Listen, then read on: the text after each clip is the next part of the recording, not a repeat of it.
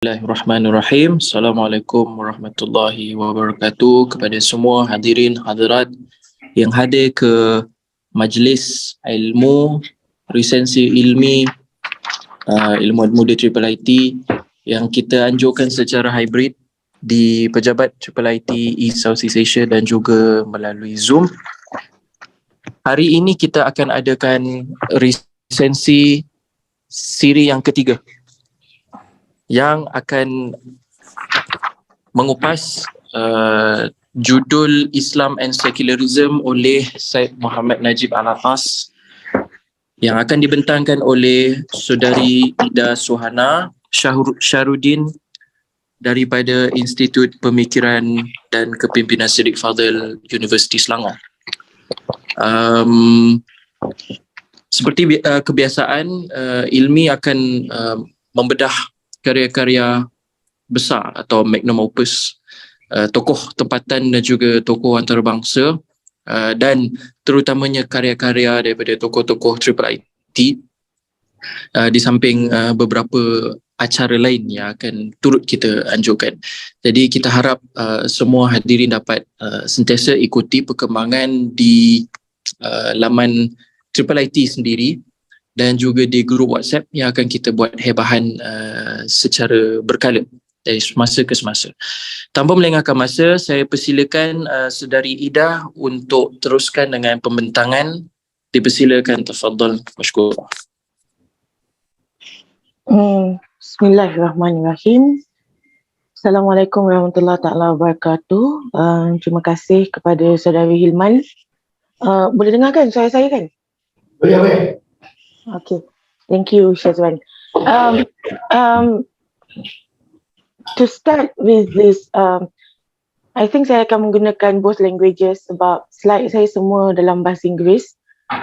Tapi in the discussion, I think we can just use both languages. So, Islam and Secularism by Professor Syed Muhammad Naquib al-Attas, which is a very significant, important academic piece to the contemporary Muslim, also to the contemporary Malay world. Yeah. So this book was first published in 1978, which is a significant masterpiece of the Muslim world, not only to the Muslim world but also to the Malay world. The content is still relevant until this current time, providing clear guidelines for the Muslims to deal with the contemporary issues of our current fast-moving, fast-evolving world. So the aim of this book itself is to highlight the effect of secularism on Islam, particularly its repercussions that beset Muslims nowadays. So to quote al-Attas himself, this book was originally dedicated to the emergent Muslims in the hope they would be intelligently prepared when their time comes to weather with discernment the pestilential winds of secularization and with courage to create necessary changes in the realm of our thinking that is still floundering in the sea of bewilderment and self-doubt. So I think at this point, even until today, to this world, we are already in the year 2023, to a certain extent, our thinking, the realm of our thinking is still like what al-Attas mentioned in his book. We're still floundering in the sea of bewilderment and self-doubt when we could have been a very strong in foundation Muslim society that has contributed to the development of the world and the Ummah. Okay, so in this major masterpiece of Professor al-Attas, he argued that knowledge is not neutral, but rather value-laden. And so Muslims must be careful about the kind of values that are infused in any disciplines of the modern academia, whether these values are in accord or discord with the worldview of Islam. And in which, Islamic worldview is a view of life that is born for the concepts of Islam. And we know that Western worldview holds only the empirical orientation and based on secular ideology that separates between worldly and religious affairs. So, okay, according to al-Attas in this book, Islam has an authentic worldview. With this authentic worldview, he blocked all attempts to westernization by using the term de-westernization, which tries to eliminate the influence of the West against Islam.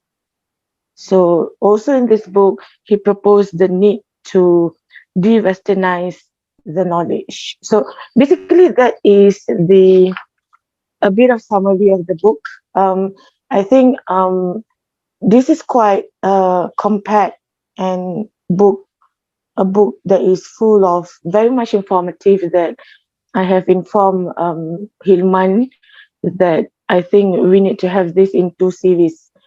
There are 5 chapters altogether in the book. Chapter 1 until chapter 4, inshallah, I will look into it today. And the most important part of the book, the de-westernization of knowledge in chapter 5, will be discussed in the next session. Or we call it, okay, as what we are very familiar of, the Islamization of Western knowledge, or Islamization of knowledge. So, okay, so let's move on to the chapter 1 of the book. The contemporary Western Christian background. Okay, so the author begins by mentioning that the Christians and the Western world were going through a grave crisis brought by contemporary events, and this is written like 45 years ago. The text was literally started written by al-Attas himself in somewhere in 1976, and these crises are caused by the experience and understanding and interpretation of life as manifested in the new trends of modernists among the Christians and the intellectuals who represents the Western culture and civilization. So if you look at point 1, crisis in the Western world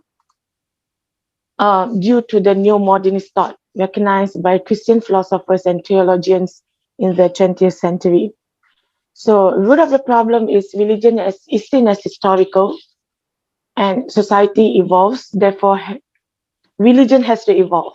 So according to Comte, society is evolving from the theology to science, and also by Freud, who saw religion as an illusion, a way to govern the anti-social nature of the human.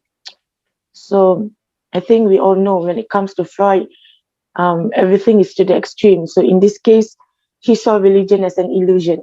So, and with the word illusion itself, we know that it is something that is not reliable, when in reality, religion is something that is supposed to be guiding us, to provide us the foundation as a very good human being. Okay, so the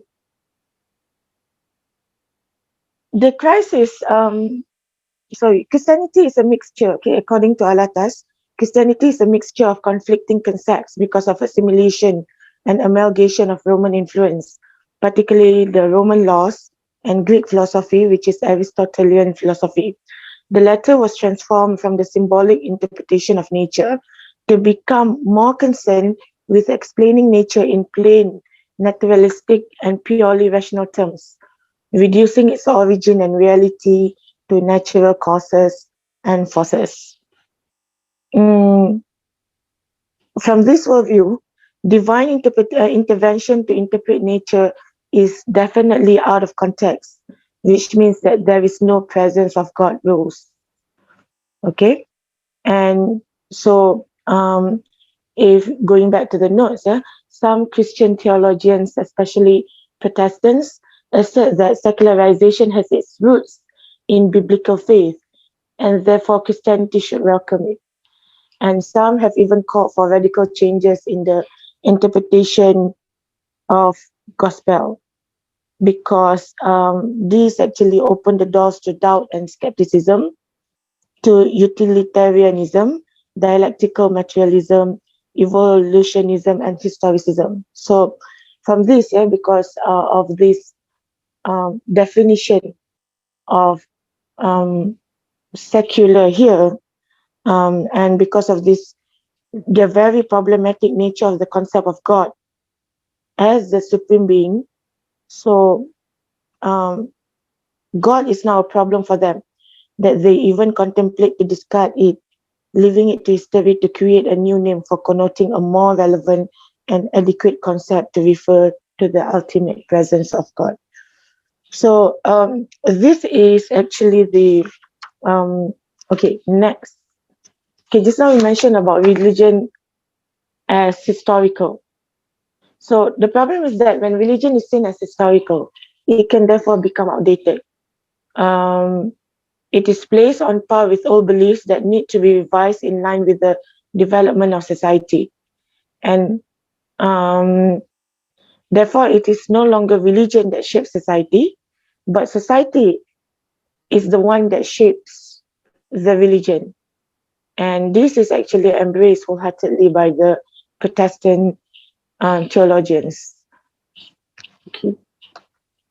Okay, so that is the part of the first chapter in which al-Attas explain, and it is quite an extensive discussion on the contemporary Western Christian background, is that the chapter ends with the contemplation of the Christians to describe the concept of God and leaving it to history to create a new name for them.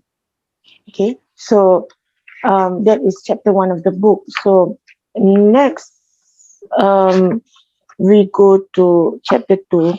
I think the chapters in this book is are quite extensive, the discussion. So I didn't really go into details, only the main points, because if we were to go into details, then I think, like Shazwan said, it's going to take maybe today itself will take about 3 hours. So these are all the gist of each of the chapters discussed. Yeah. Okay. Next is chapter 2, secularization and secularism. So the first part is all the definitions. Yeah.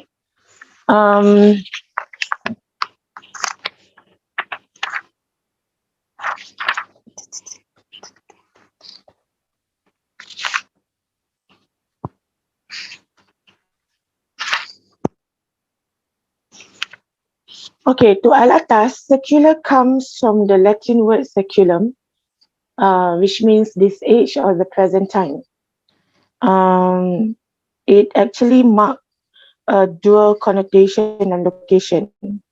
The time referring to the now or present and sense of it, and the location of the world from the world or the worldly sense of it. So the concept secular refers to the condition of the world at this particular time. So it means that it could easily develop itself naturally and logically into the existential context of an ever-changing world, in which occurs the notion of relativity of human values. Okay. Next is secularization.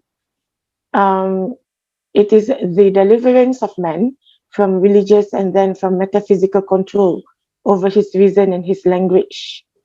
And secularization encompasses the political, social, and cultural aspects of life.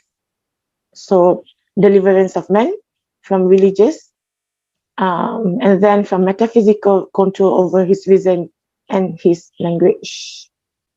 Okay.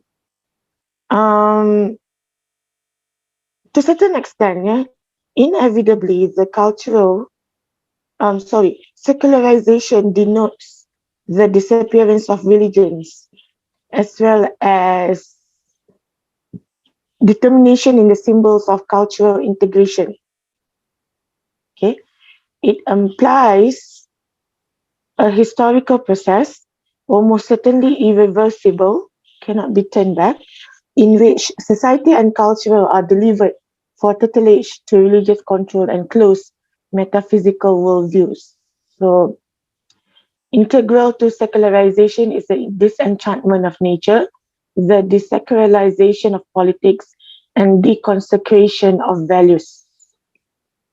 So I think the three words here, disenchantment, desacralization, and deconsecration, I think all the words actually brought along with them but kind of a bit of negative connotation there.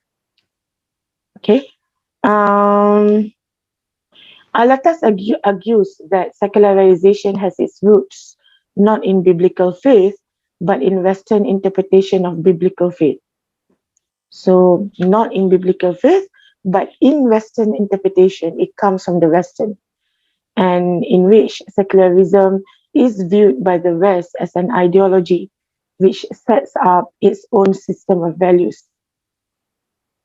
Okay, it is even seen as a menace to secularization. And so, in this book, Al-Attas does not want to make a distinction between secularization or secularism. To him, they are both anti-Islamic.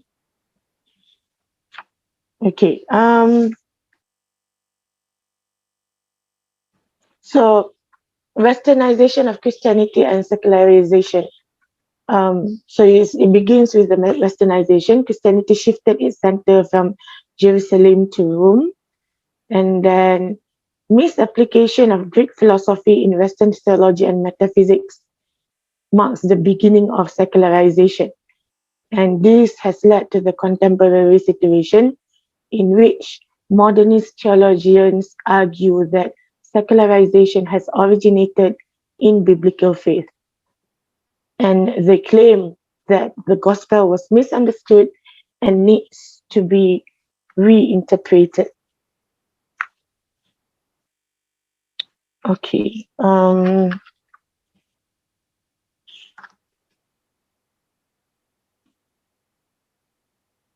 Okay, so this is the secular definition of religion. Secular authorities always consider religion as a part of culture and tradition. They consider this to be a system of beliefs, practices, attitudes, values, and aspirations that are created out of history. And they explain religion as being the result of the confrontation between man and nature. To them, religion evolves and undergoes a process of development, like humanity itself. So, therefore, in this case, secularization is needed to liberate man from religion.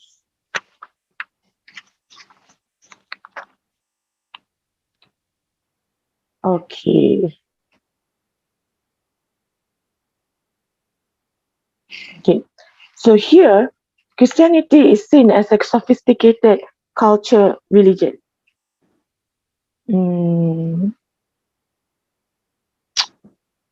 This is something I think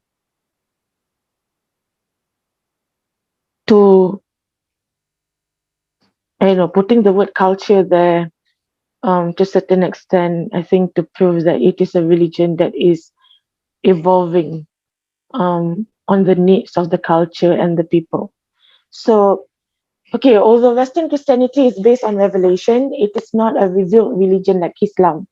A revealed religion should be complete. Al-Attas argues that it was never meant to be a religion in its own right, merely to correct the decision of the Israelis while informing of the coming of the universal religion, which is Islam. And this can be seen in the fact that Christianity has no revealed law. Instead, it assimilated Roman laws. And it has no clear concept of religion. Christian dogma was developed in stages and its rituals assimilated from other cultures and traditions. Its worldview was borrowed from Greco-Roman thought, in which Aristotelianism was already deeply ingrained in Latin thought by the time Christianity appeared, influencing Christianity itself. So next is the differences between Christianity and Islam, based on what is written by al-Attas in his book. Yeah? Christianity based on revelation, but not a revealed religion. It has no clear concept of religion. Christian dogma was developed in stages and its rituals assimilated from other cultures and traditions. It is a worldview borrowed from Greco-Roman thought. There is no revealed law. The law is assimilated with Roman laws. And it views reason as detrimental to faith. So therefore, faith is born out of love. And Islam is revealed as a complete religion. It has its own absolute vision of God, the universe, man, and reality. It has its own worldview. This is the most important part about Islam. It has a complete system of laws that are universally applicable and valid for all time. And it views faith as a logical result of using the intellect. Intellect and wisdom are the same in Islam. So you could see one is complete, one is based on Greco-Roman thought. It is assimilated from Roman laws, but Islam in the Quran, we have a complete system of laws. And not only it is a complete system of laws, but it is also universally applicable and valid for all time.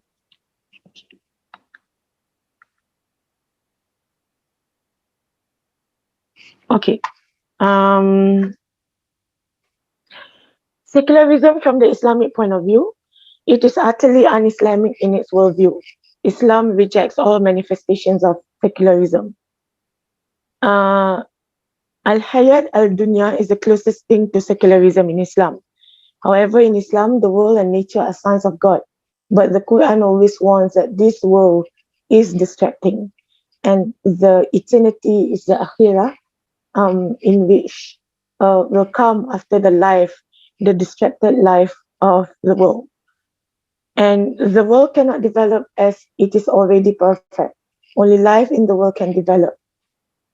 Successful development of life brings success in the hereafter.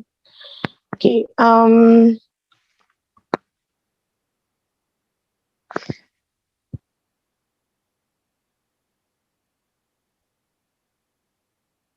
Okay. Islam totally rejects any application to itself of the concepts of secular or secularization or secularism, as they do not belong or they are alien to it in every aspect, and they belong and are natural only to the intellectual history of Western Christian experience and consciousness. Yeah. And okay, let's move on to the next one. Why Islam does not need to become secularized. Okay, Islam transcends history and does not need to evolve. It has already liberated man because in Islam there is proper disenchantment of nature, proper desacralization of politics, and proper deconsecration of values. And this is the right way to do it. Nature is seen as having a connection to God. The Muslim owes allegiance solely to Allah and His Prophet, Rasulullah Sallallahu Alaihi Wasallam, over and above even legitimate leaders. And Islam completely rejects this deconsecration of values, but automatically deconsecrates all values that are un-Islamic. So,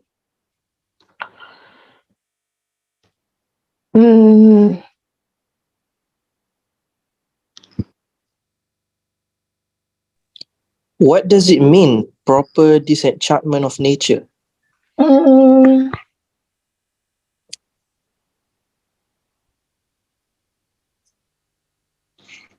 on, let me look into the definition.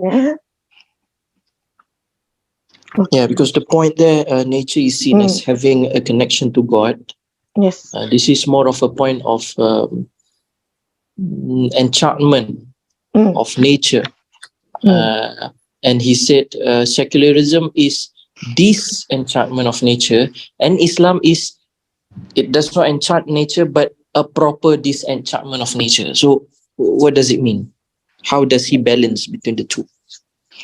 Okay, in the book in page 41, The phenomenon of Islam and its impact in the history of world cultures and civilization did, in our view, bring about the proper disenchantment of nature and the proper desecularization of politics and the proper deconsecration of values, and hence without bringing about with it secularization.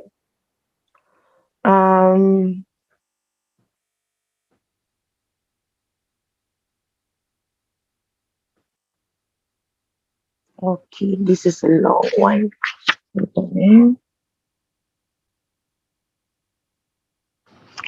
I think the word proper here brings about something that, of course, it is something that should be done properly.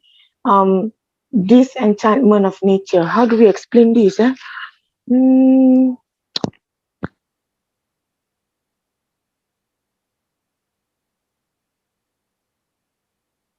Nature as being enchanted. Nature as being disenchanted.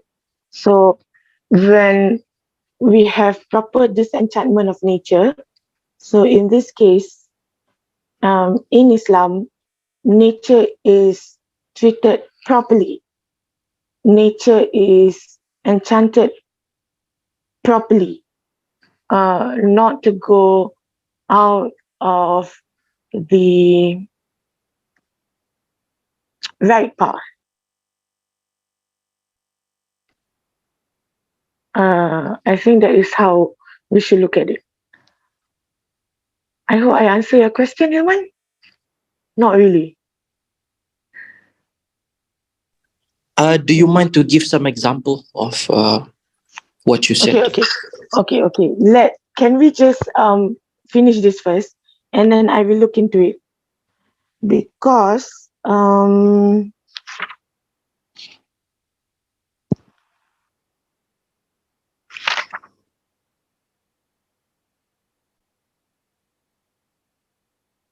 okay, according to al-Attas, when seen in their proper perspective, these three parts, proper disenchantment of nature, proper desecularization of politics, and proper deconsecration of values, these actually become parts of the integral components in the dimensions of Islam, for they reflect one of the fundamental elements in the Islamic vision of reality and existence, and characterize Islam into and real manifestation in history, bringing about the effect that revolutionized the worldview of men. Okay.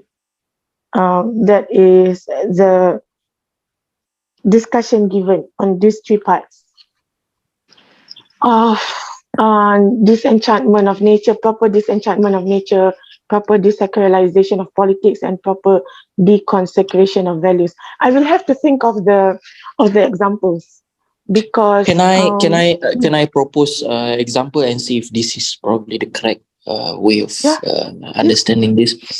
Enchantment of nature means, or simply means, animism, worshipping of nature, because identification of nature with God, menyamakan alam semula jadi dengan Tuhan dan dewa-dewa, jadi ada semacam pendewaan, enchantment, kekaguman terhadap alam. Tetapi secularism pula membuang semua ni terus ke laut dan mengatakan bahawa alam ini tidak sakral, tidak suci, dia hanyalah objek untuk manusia memanipulasi semua hasil bumi ni. Manusia harus jarah pokok-pokok tumbuhan, haiwan-haiwan, bukit, gunung ganang, sungai, ini semuanya manusia harus gunakan dan bina sebuah peradaban yang maju. Itu secularism. Jadi tidak ada langsung unsur metafizik dan ketuhanan. Jadi Islam pula, kita bantah ketahyulan tadi, animism dan penyembahan alam. Pada masa yang sama, ada mengakui hubungan yang erat antara Tuhan dan juga alam. Saya nak sebut alam sebagai tanda-tanda kebesarannya. Pada masa yang sama, tidak juga sewenang-wenangnya memperkosa dan memperalat alam ini. Adakah itu mungkin? Ya, betul. Islam bila menggunakan perkataan proper itu, Islam provides the guidelines on how do we deal with nature and how do we respect nature, like how it should be done properly. Like what you said just now, secularism leads to the disenchantment of nature, misutilizing man becoming opportunists, using nature for their own wealth, for their own fulfillment.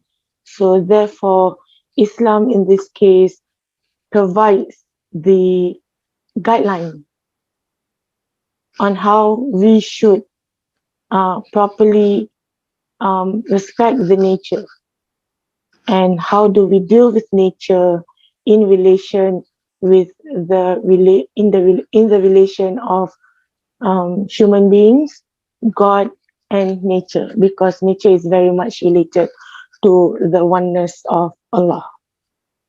Yes. Your example is very accurate, I think, Iman.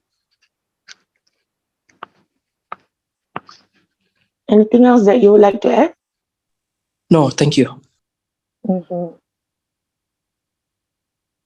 The concept of secularism is actually, okay, never mind, let's move on. I think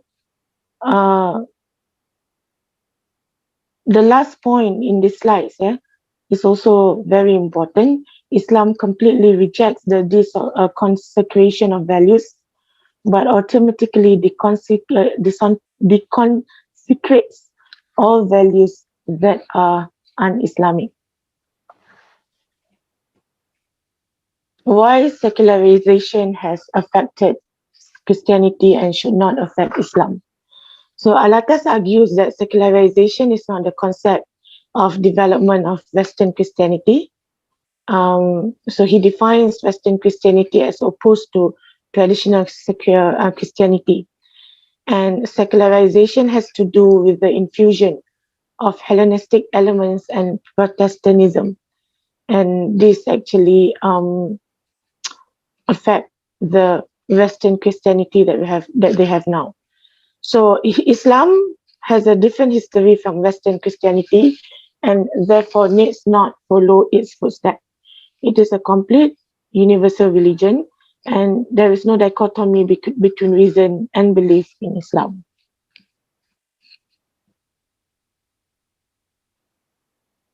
Okay, so this is actually a bit of the introduction on Islamization and de-Islamization. There can never be such a thing as Islamic secularism.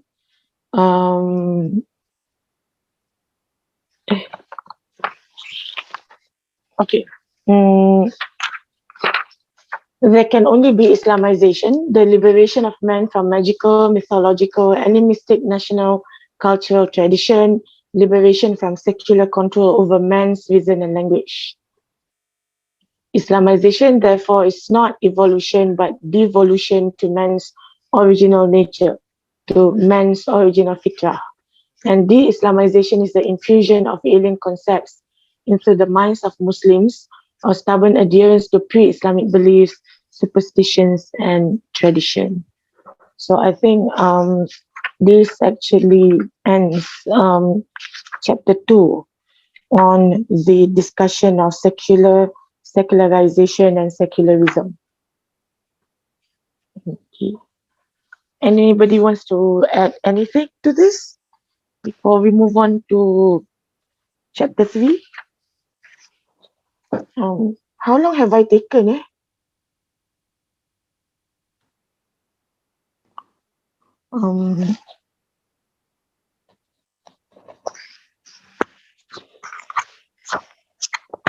Okay.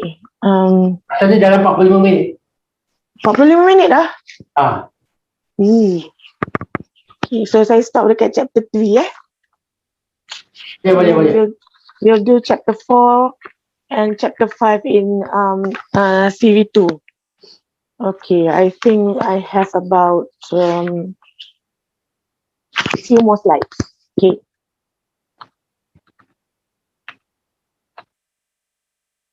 Okay.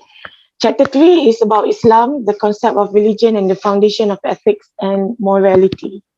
In this chapter, al-Attas discusses the concept of deen, which is different from the Western concept of religion.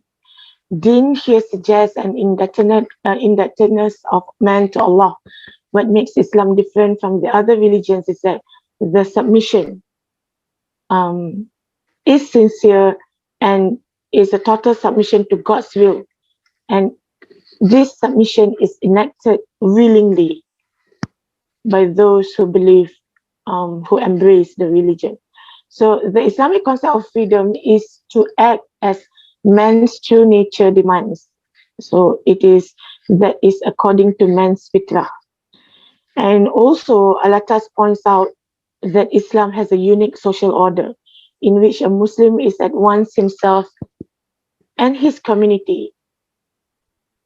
And God, not man, is still the king on earth. In Islam, man's whole life is one continuous ibadah in which it prepares for the life in the hereafter. And when man does anything wrong, he is doing injustice to his own soul. So, okay. So knowledge in Islam is divided into two, the ma'rifah and ilm, in which ma'rifah is given by God to man, pertains to the soul, which provides insight into the knowledge of God. And ilm here, ilmu, acquired by rational inquiry based on experience and observation, refers to objects of pragmatic value.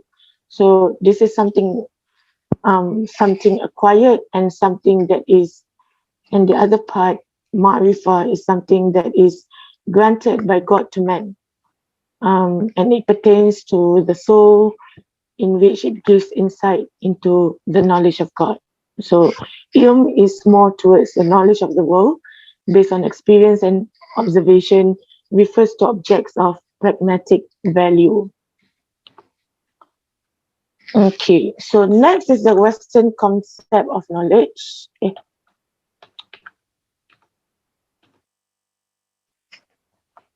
Okay, the Western conception of knowledge is based on secular foundations because its conceptions of justice are also based on secular foundations.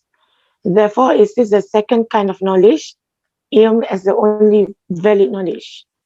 And these are the different aim of knowledge to the Westerners and to Islam. To the Western, it to produce a good citizen, and to Islam to produce a good man. And people would ask, what's the difference between citizen and what's the difference of man?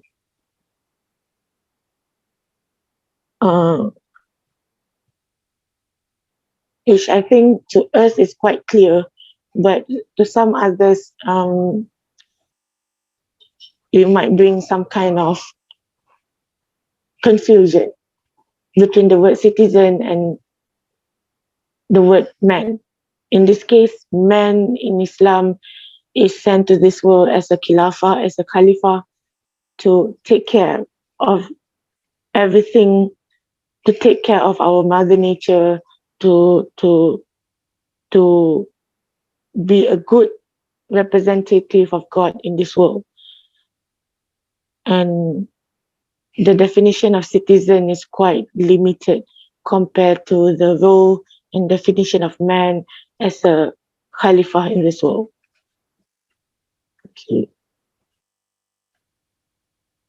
Okay, so Quran is a complete revealed word of God. It is unchanged, unchanging, unchangeable.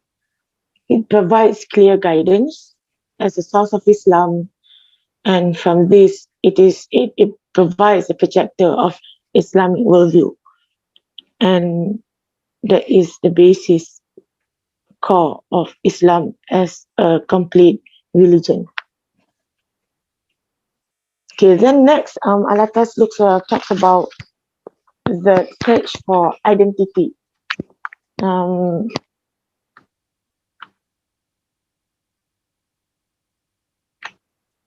According to al-Attas, Western society is divided into three generations: the youth, the middle age, and the old. Each generation is on its own quest for identity and meaning of life. Added to that is the crisis of identity between the sexes. Women search for their own identity. And however, in Islam, identity and destiny have already been established. And everything goes back to the covenant between the soul and God, between the soul and Allah. So, so this chapter ends with al-Attas stressing that every generation of Muslims, emulating the example of the Rasulullah sallallahu alaihi wasallam, our beloved Prophet, passes on the way of life he patterned to the next in such wise that no gaps, no crisis of identity occur between them, but that each preceding as a generation guides the next life, the next generation by confirming and affirming his example in their lives. So, in comparison to the Western society, in which the youth, the middle age, and the old have their own quest for identity, meaning of life, to the Muslims, okay, the different generation actually helps the generation after them to guide them, yeah, by providing and affirming good examples to the next generation. So that is the difference, according to al-Attas, in the search for identity to the Western society and to the Muslim society. So I think that would be all. We'll do chapter 4 and chapter 5 in the next series. So anybody would like to add anything else to my presentation, or would like to discuss more about the points that I have presented? You are very much welcome.